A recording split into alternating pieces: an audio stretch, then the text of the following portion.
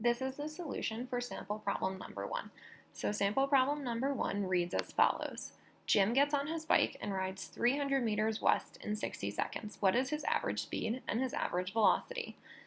So when we are calculating average speed or speed, we know that the equation is going to be distance over time. So this is our first step, is to figure out his average speed. So we know that the total distance he traveled was 300 meters, and the time it took him to get there was 60 seconds. And now I'm just going to simplify by dividing 300 over 60, and that's going to give me 5 meters per second. So notice I include my unit of distance and time to give me my unit of speed.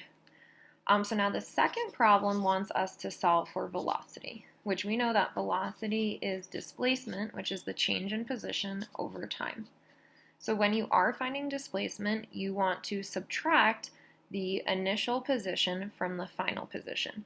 So in this answer, assume that he's starting at 0. So he rides 300 meters west. So let's say this is his starting position.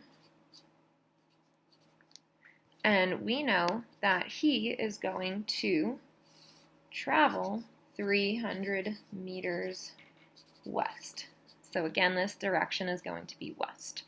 So it's going to be his final position, which was 300 meters west, minus his initial position, divided by the time it took to get there. So again, we get 300 over 60, and that gives us 5 meters per second, but remember velocity also has to have a direction in the final answer, 5 meters per second west.